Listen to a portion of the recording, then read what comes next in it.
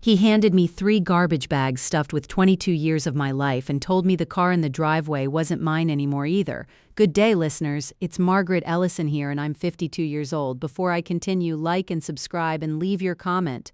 I want you to picture the kitchen I designed myself. Cream cabinets, a farmhouse sink I begged for on our 10th anniversary. I stood in that kitchen, holding those garbage bags while my husband of 22 years, Richard Ellison, wouldn't even look at me.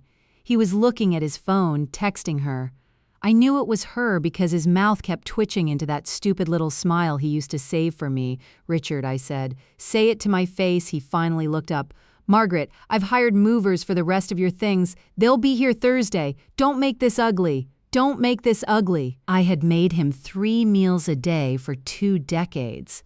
I had raised our daughter practically alone while he built his business, which I now understood meant building a second life in a condo 40 minutes away, and I was the one being asked not to make things ugly. Whose name is on the house, Richard? Mine. It was mine before we married, you know that? The savings account, business account, also mine. You never worked, Margaret. What exactly did you think was going to happen? There it was, 22 years reduced to a math problem I'd apparently lost before I even understood I was playing. That's when she walked in.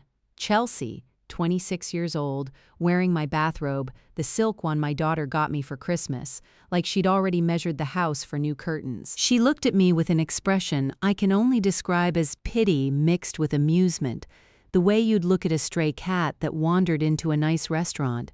Richard says you used to be a esthetician or something before y'all got married, she said, twirling her hair. That's cute. Maybe you can, get your license back, do facials or whatever. I didn't answer her. I looked at Richard. A simple housewife like you, he said, and I want you to hear exactly how cruel a person can sound while smiling. You'll starve without me, Margaret. You don't know how the real world works anymore. You never learned. That's on you. I stood in my own kitchen, a kitchen that legally was never mine, a marriage that legally had barely been mine, holding 3 garbage bags, and I said the only thing I had left, okay, that was it. That was my whole rebuttal, okay. Because I already knew, standing there, that I was never going to give this man the satisfaction of watching me beg. I didn't have a plan yet. I didn't have a job, a bank account with more than $400 in it, or anywhere to sleep that night besides my sister's pull-out couch. But I had that one word, and underneath it, something was already hardening in me like concrete. I called my daughter Emily from the car before I even left the driveway. She was 24 then, living 2 hours away, and I could hear her go completely silent on the other end of the line when I told her what happened. Mom, I'm coming to get you right now. No, sweetheart, I'm okay. I'm going to Aunt Donna's. Dad actually said that you'd starve. Her voice cracked with a fury I hadn't expected, and honestly, hearing it steadied me more than I could explain. He's unbelievable, Mom.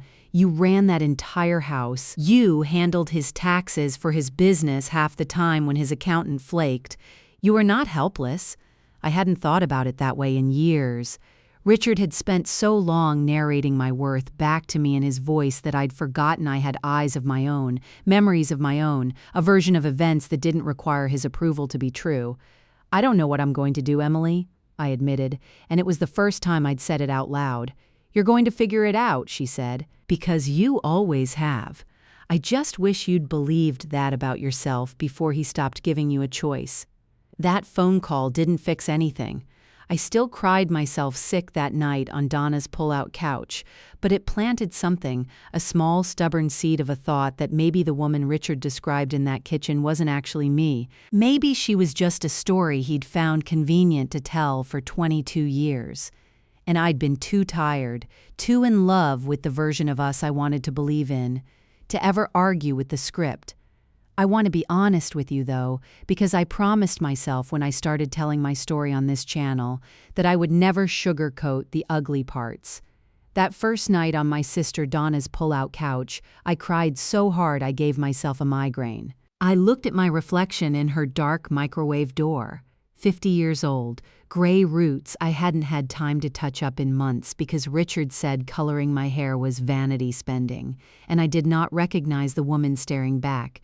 "You're allowed to fall apart tonight," Donna told me, tucking a blanket around my shoulders like I was a child. "Just not tomorrow." "Deal, deal," I whispered, and I meant it more than I'd meant almost anything in years.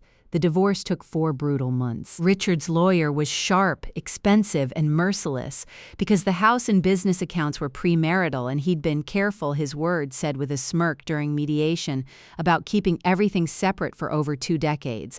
I walked away from 22 years of marriage with $11,000. My clothes, my car, an 8-year-old sedan with a check engine light that never turned off, and my dignity which nobody could put a price tag on, though Richard certainly tried. "You'll be back," he told me outside the courthouse, straightening his tie. "Groveling. Within a year, mark my words, Margaret."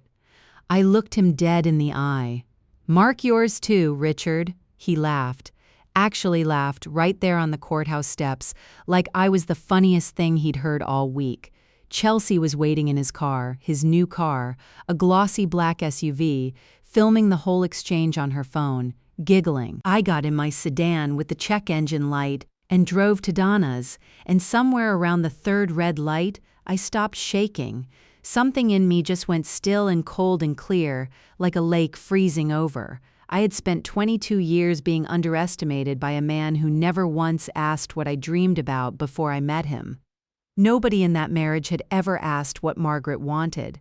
Not even if I'm honest, me well. Now I had $11,000, no husband, no house, and absolutely nothing left to lose. So I finally asked myself the question I'd buried for 2 decades. What did I want? The answer surprised me because it wasn't buried as deep as I thought. Before Richard, before marriage, before I became somebody's wife and somebody's mother and somebody's unpaid housekeeper, I had a cosmetology license and an associate's degree in business administration. I'd wanted to open a boutique skincare studio. I remembered staying up late in my college dorm sketching logo ideas on notebook paper, imagining a shop with my name on the window. Richard used to call that dream a hobby that would never pay the mortgage. I let him talk me out of it. I let him talk me out of a lot of things. Not anymore.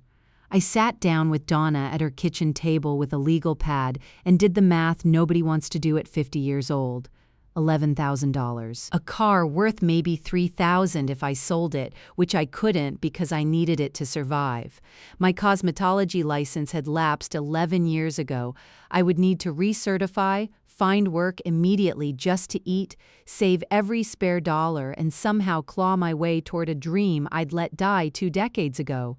"You're insane," Donna said, not unkindly, refilling my coffee. "You're 50 years old starting from zero." "I'm 50 years old starting from $11,000 and a plan," I corrected her. "That's not zero, that's a beginning." I sold my wedding ring. I sold the diamond earrings Richard bought me for our 15th anniversary, the ones he still owed on, technically, which felt like the universe's idea of a joke I could finally laugh at. I cut my own hair short in Donna's bathroom mirror because I couldn't afford a salon. And something about watching 2 decades of gray-streaked length fall into the sink felt less like a haircut and more like an exorcism. I signed up for refresher courses at the community college to renew my license, studying at night after 12-hour shifts at a department store beauty counter, standing on my feet until they screamed, smiling at customers while my back ached, and my pride quietly rebuilt itself $1 at a time. The transformation wasn't just about hair and clothes, though those changed too, slowly, deliberately, as I could afford them. I started walking every morning before my shift, not to lose weight for anyone else's approval, but because it was 30 minutes a day that belonged entirely to me, and I hadn't had 30 minutes that belonged entirely to me in over 2 decades. I stopped apologizing before I spoke in meetings. I stopped shrinking my opinions down to fit comfortably into whatever room I was in. Donna told me, about 8 months in, that I'd started standing differently, shoulders back, chin level, like I'd finally stopped bracing for someone to tell me I was too much or not enough. I hadn't noticed myself doing it. I just noticed, one day catching my reflection in a shop window, that I didn't look away from it anymore, 6 months in, I had saved $4,000 and I made a decision that terrified me. I was moving to the city, not because I had connections there, not because I had a guaranteed job waiting, but because Richard's whole world, his business, his reputation, his little kingdom was rooted in our small town, and I refused to spend the rest of my life running into him in Chelsea at the grocery store watching pity flicker across the faces of people who used to be my friends. "You don't know anyone there," Donna warned, helping me pack my sedan. "Good," I said. "Nobody knows me as Richard's ex-wife there either. I get to just be Margaret." The first year in the city humbled me in ways I didn't know I could still be humbled. I rented a studio apartment so small my old walk-in closet at the house could have fit 2 of it inside. I worked the counter at a high-end department store by day, took freelance esthetician clients on evenings and weekends out of a rented chair at a local salon, and spent every free hour building something I hadn't let myself want in over 20 years, a business plan. I called it Lumiere Skin Studio, French for light, because for the first time in decades I felt like I was finally stepping into I want to tell you it was glamorous. It wasn't. I ate a lot of instant noodles that year.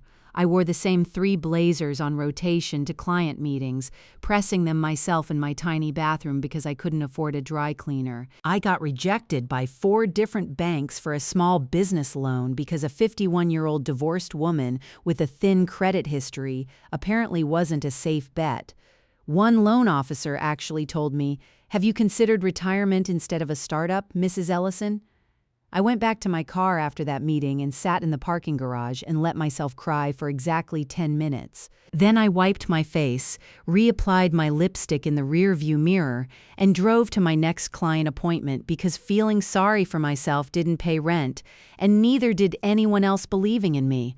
I had to believe in me. The breakthrough came from the last place I expected, a charity gala for a local children's hospital, the kind of event I could never have afforded to attend except one of my freelance clients.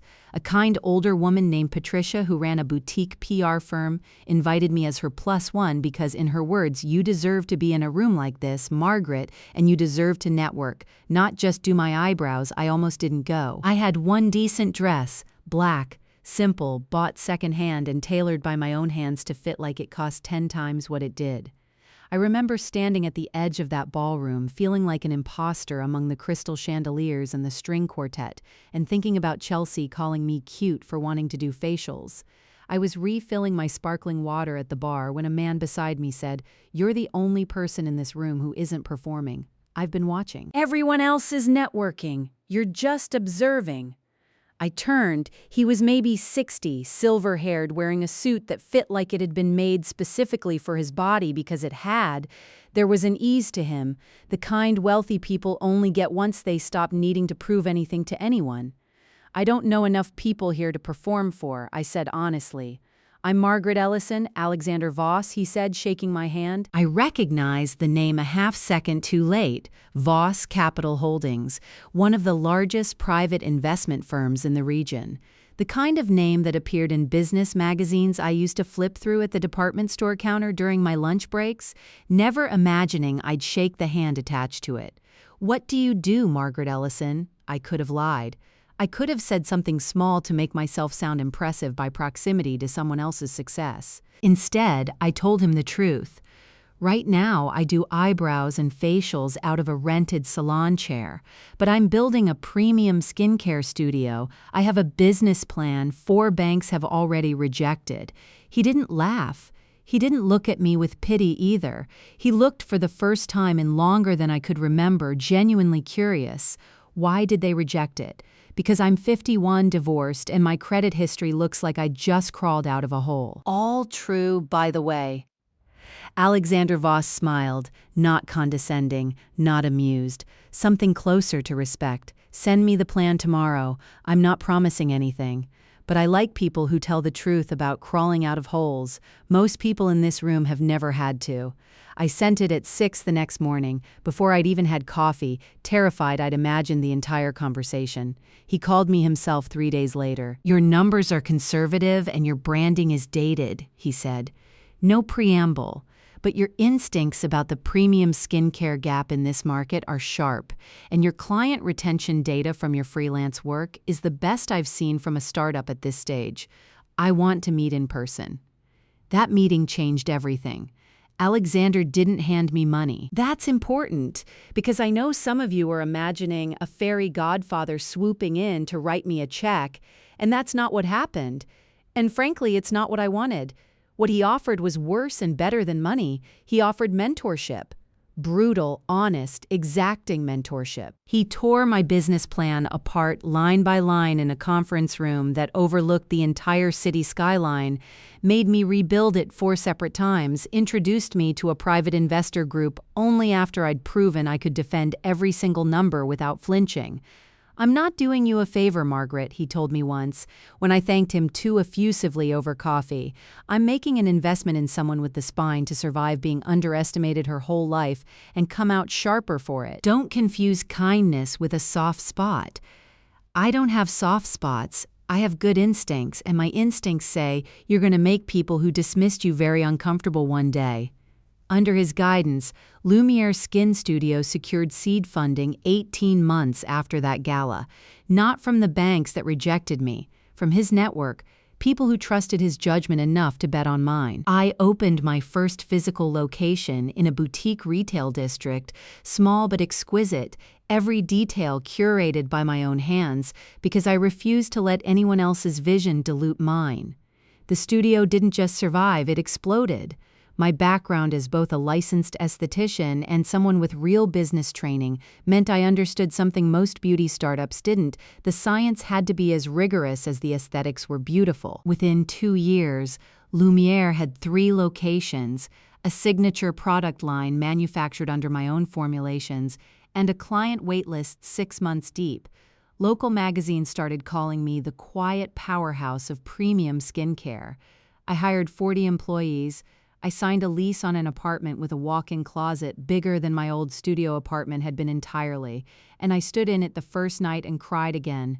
But this time, it was the good kind. 3 years after Richard handed me 3 garbage bags in my own kitchen, I was preparing to open my flagship location, a sprawling, luxurious flagship studio and spa in the heart of the city's most prestigious shopping district, complete with a grand opening gala that Alexander himself insisted on helping me plan, inviting his entire network of investors, press, and industry elite. "This isn't just an opening, Margaret," he told me, reviewing the guest list with me the week before. "This is your arrival. Everyone in this city who matters is going to be in that room.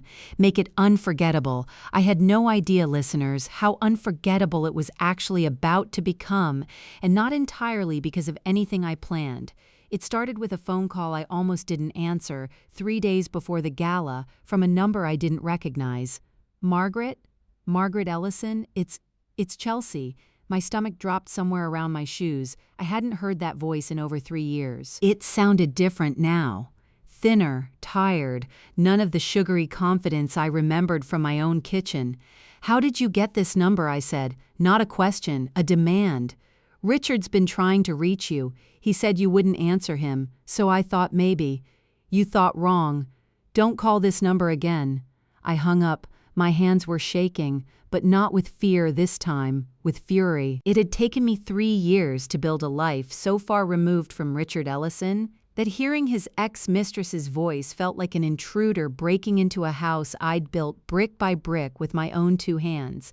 I should have known they wouldn't stay away. I should have known that karma doesn't always politely wait in the wings. Sometimes it drags the villains right back onto your stage, kicking and screaming, desperate and dangerous in their desperation. Alexander noticed something was wrong the next day when I fumbled through our final gala walkthrough. "You're distracted," he said, not a question either. He had a way of stating facts like they were already agreed upon. What happened? I told him everything. The garbage bags, the courthouse steps, the phone call. All of it for the first time in full detail. 3 years of silence broken open in his office with the city glittering behind him through floor-to-ceiling windows. He listened without interrupting, which I'd come to learn was rare for him. When I finished, he was quiet for a long moment. "Do you know why I really funded you, Margaret?" he finally said.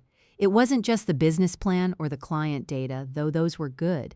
It's because the night I met you, you told a room full of strangers the truth about crawling out of a hole instead of pretending you'd never fallen in one. Most people spend their whole careers hiding their worst chapter. You wore yours like armor. That's rarer than talent. That's rarer than money. He paused. Whatever they're planning, and I suspect they're planning something given the timing, you don't hide from it. You use the same thing that built this company. The truth. I didn't fully understand what he meant until the morning of the gala when my head of PR, a sharp young woman named Isabel, burst into my office holding her laptop like it was on fire. Margaret, you need to see this. It was a website, slick, professionally built, clearly not thrown together overnight. Someone had been planning this for a while. The headline read, "The Truth About Margaret Ellison, From Desperate Divorcee to Corporate Fraud." I felt the floor tilt. The site was a masterclass in character assassination. It claimed I had stolen Lumiere's formulations from an unnamed former employer, a lie. It claimed my so-called mentor, Alexander Voss, was secretly propping up a failing business with laundered money to seduce a much younger woman. A lie so absurd and so cruel, I actually laughed out loud one sharp bark of disbelief before the rage set in. It included doctored screenshots of fabricated financial documents suggesting Lumiere was hemorrhaging money behind its polished exterior, that the grand opening was a desperate last gasp before bankruptcy, that clients should save themselves before investing another dollar. It was signed at the very bottom in small text, a concerned voice, because some women never learn from their mistakes. Who did this? Isabel asked, though I think we both already knew. I scrolled to the site's registration information, which Isabel had already pulled, registered 11 days ago, registered by a domain service linked after some digging by our IT consultant to an IP address associated with, I want you to sit with this, listeners, Richard Ellison's business office, my ex-husband, and funding the site's aggressive paid promotion, spreading it across social media and local business forums in the 72 hours before my gala, was a credit card registered to Chelsea.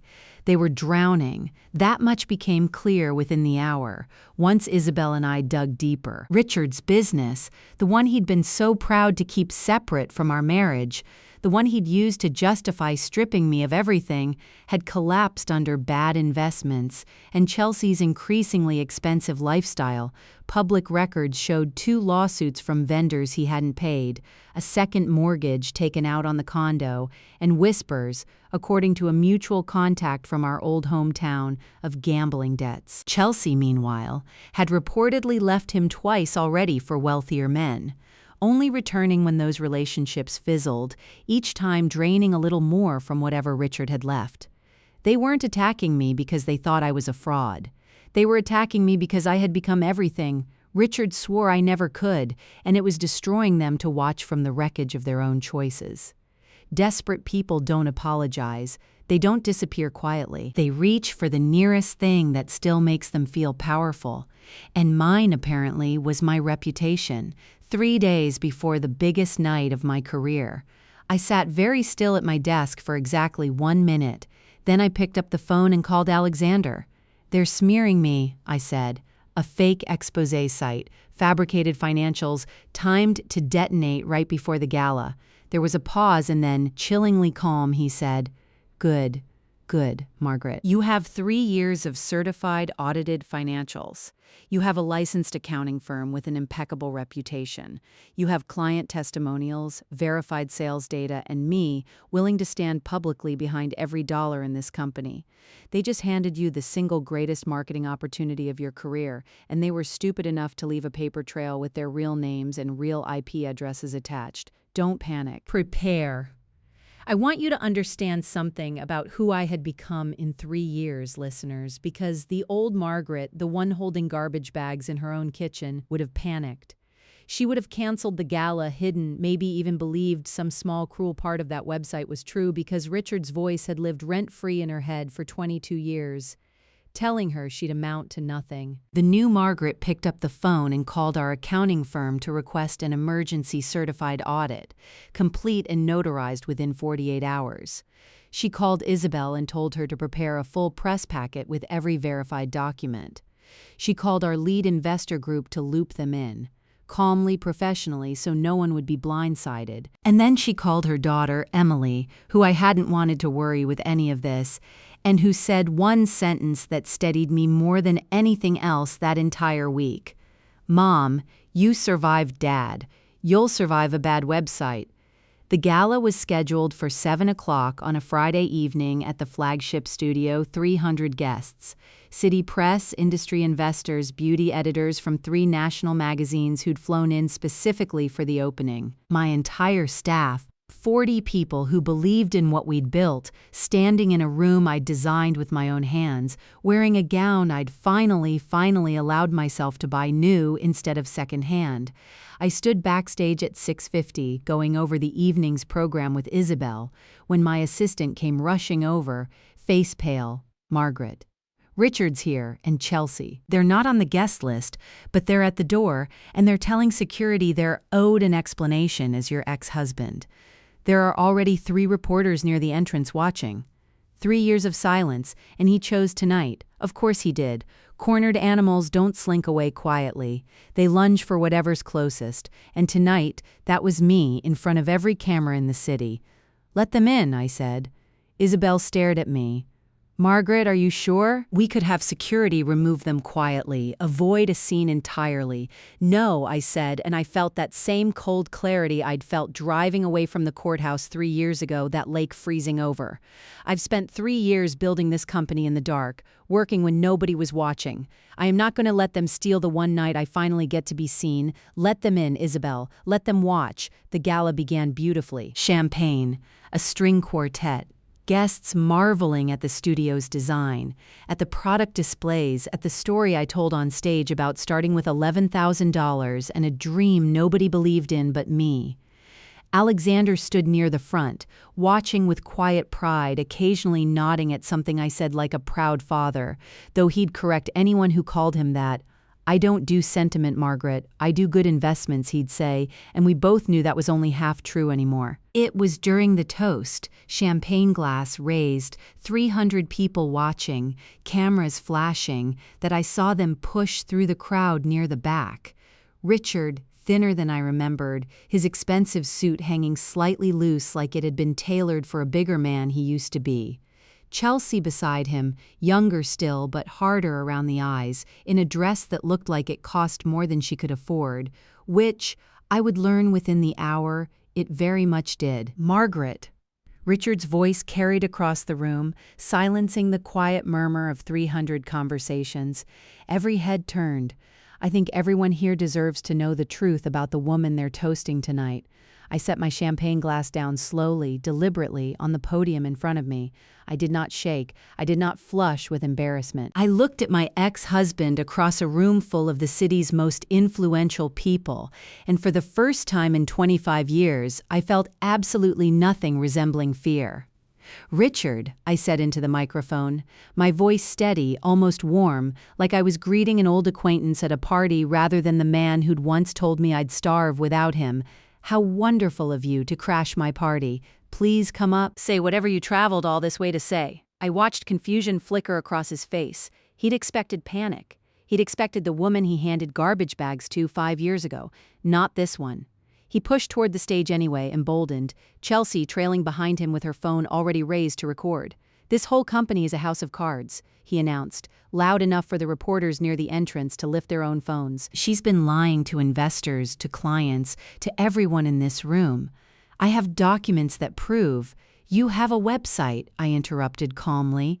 "Registered 11 days ago from your office's IP address and paid promotion funded by Chelsea's credit card, which incidentally I understand is currently 3 months behind on payments." I let that land. A ripple of stunned laughter moved through the crowd, quickly hushed. "But since you're so interested in documents, Richard, let's actually look at some." I nodded to Isabel. The massive screens flanking the stage, the ones meant to display our brand story and product photography all evening, flickered to life with a different presentation entirely. One I had prepared at Alexander's insistence the moment I'd seen that website 3 days earlier. The first slide was our certified financial audit, dated that very morning, stamped and signed by an independent accounting firm with a 70-year reputation in this city. 3 years of Lumiere's actual revenue growth and profit margins displayed in full for every investor and reporter in the room to see with their own eyes. Not a single figure matched the fabricated website. Every number told the story the smear campaign tried to erase, a company built clean, funded transparently, growing exactly as fast as it appeared to be. "That's your fraud, Richard," I said, my voice never rising above conversational. "Now let's talk about yours." The second slide made the room go dead silent. Public court filings, I'd had them pulled and verified that same day, showing 2 unpaid vendor lawsuits against Richard's company. A second mortgage on his condo, filed 8 months ago. And finally, the detail that made even Chelsea's face go white under the stage lights. A preliminary notice of business bankruptcy filed just 11 days ago, the exact same day that smear website went live. "You didn't come here tonight to expose fraud, Richard," I said, and I let 3 years of silence finally fully speak. "You came here because your business is collapsing, your girlfriend is expensive, and the only asset you have left is destroying something I built without you. You spent 22 years telling me I'd starve without you. Look around this room. Look at who's actually starving. This is slander." Richard shouted, though his voice had lost its earlier certainty, cracking slightly at the edges. "You can't just put my private financial situation on a screen at your party, Margaret. You made it public the moment you registered a website from your own office to destroy mine," I answered, calm as still water. I simply added the missing chapter. "You wanted the room to know the truth about me. I agree completely. Let's give them all of it."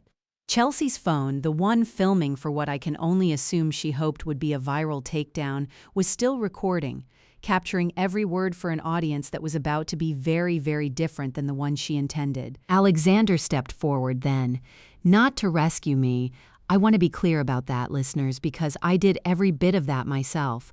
But to add the one thing only he could add, standing beside me in front of the entire investor network that trusted his judgment above almost anyone's in the city. "I've backed exactly one beauty startup in my 30-year career," he said into a second microphone Isabel handed him, his voice carrying the calm, immovable authority of a man who never needed to raise it. "I did my own due diligence on Margaret Ellison before I ever wrote a dollar of introduction. I'll do the same due diligence on anyone standing in this room tonight who wants to question her integrity again." He looked directly at Richard. "I'd start with your bankruptcy filing before you start writing websites about other people's fraud." The room erupted, not in outrage at me, but in a wave of murmurs and camera flashes now aimed entirely at Richard and Chelsea, reporters scrambling to capture footage of the concerned voice behind the smear site standing exposed in real time, his own bankruptcy filing glowing on a 40-foot screen behind him. Chelsea lowered her phone slowly, the recording forgotten, her earlier confidence collapsing into something smaller and more panicked. "Richard," she hissed, "you told me this would work. You told me she'd fold." "I never fold anymore, Chelsea," I said, hearing her clearly despite the noise. "That's the part he never told you."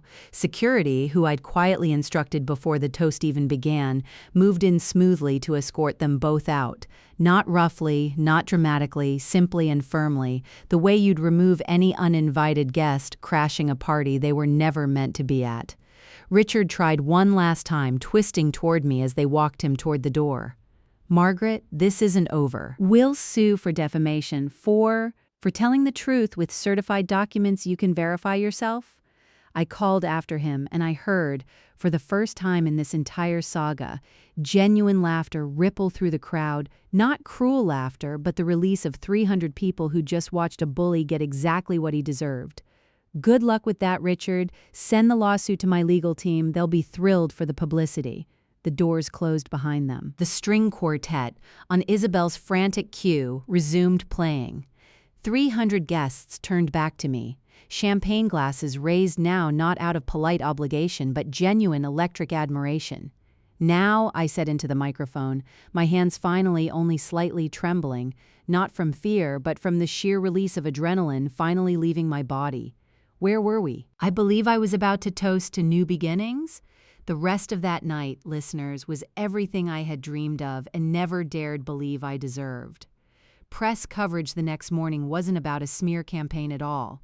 It was about the smear campaign's spectacular, humiliating backfire, about a self-made woman who turned her ex-husband's desperation into the best publicity Lumiere could have ever paid for. Bookings tripled within the week. 2 national magazines that had been on the fence about featuring us suddenly wanted exclusive interviews. Alexander told me over coffee the following Monday that he'd never seen a single event so perfectly convert a crisis into a coronation. "I told you," he said, stirring his coffee with the same infuriating calm he'd had the night of the gala. "The truth was always your sharpest weapon, Margaret. You just had to be brave enough to hold it up to the light. I thought that was the end of it. I was wrong, karma. I've learned doesn't always finish its work in one dramatic evening. Sometimes it likes to linger, to let the consequences fully ripen before delivering its final, quiet verdict." That verdict arrived on a Tuesday morning, 6 weeks after the gala, in the form of Richard Ellison standing outside my studio before it opened, looking nothing like the man who'd once told me I'd starve without him. I almost didn't recognize him. He'd lost weight he couldn't afford to lose. His suit, the same one from the gala, I noted, because apparently he couldn't afford a new one anymore, hung looser still. His hands were shoved in his pockets, and there was a hollowness in his eyes I'd honestly, despite everything, never wished on him. Cruelty deserves consequences, but I'd learned by then that I didn't need to enjoy watching someone suffer to know they'd earned it. "Margaret," he said, and his voice had none of its old confidence. "Can we talk?" I could have walked past him. My staff was already inside. My 9 o'clock client was arriving in 20 minutes, and I owed this man absolutely nothing, least of all my time. But I stopped, because I realized I wanted to hear whatever he'd driven across the city to say, wanted to close this chapter with my own eyes open rather than my back turned. "The bankruptcy went through," he said. "When I didn't respond right away, fully liquidated. Chelsea left 3 weeks ago, took what little was left in the joint account we'd opened. If you can believe that, I'm staying in my brother's guest room right now." He laughed, a broken, humorless sound. 22 years and I've somehow ended up exactly where you started 5 years ago. Except I don't have whatever it is you had, that thing that made you rebuild everything instead of just breaking. I studied him for a long moment. This was, I realized, the moment I had unknowingly rehearsed for 5 years without meaning to. I searched myself for anger, for satisfaction, for even a flicker of the old ache that used to live behind my ribs every time I thought his name. I found none of it, just quiet, absolute stillness. "I'm not here to gloat, Richard," I said honestly, "but I'm also not here to help you. I know I don't deserve it," he said quickly, and something in his eyes sharpened, hoped. "But Margaret, we were married for 22 years. That has to count for something. I could work for you, anything really, accounting, operations. I still have the skills, I just need—" "No," I said, simply, without heat. "Margaret, please, I'm asking you." "I know what you're asking," I said, and I want you to hear how calm my voice was, listeners, because that calm was the most powerful thing I'd earned in 5 years of rebuilding myself from garbage bags and $11,000. "You're asking the woman you called a simple housewife who'd starve without you to save you now that you're the one starving. I understand the irony isn't lost on you. It certainly isn't lost on me. So that's it? After everything, 22 years, you're just going to walk away?" "I already walked away, Richard. 5 years ago, in a kitchen you weren't even looking at me in. This," I gestured between us, "isn't me walking away. This is me confirming I never need to walk back." I saw something break behind his eyes, the last flicker of a man who genuinely believed, right up until that moment, that some version of his old power over me still existed, that I was still, somewhere underneath the studio and the audits and the gala, the woman who'd say okay and mean it as surrender rather than the beginning of a war he never saw coming. "I don't even get an apology," he said, quieter now. "For any of it?" "You don't get anything from me, Richard," I said. "Not anger, not an apology, not a job. I genuinely hope you rebuild something, because I know better than anyone how possible that is, even from absolutely nothing, but you'll have to do it the same way I did without me." I turned and walked into my studio. I didn't look back to see his reaction. Didn't need to. My 9 o'clock client was waiting. My staff needed the morning briefing, and I had a business quarterly review with Alexander at 11 that I refused to be even a minute late for. The door closed behind me with a soft final click, and through the frosted glass, I watched his silhouette linger for a moment before finally, slowly walking away.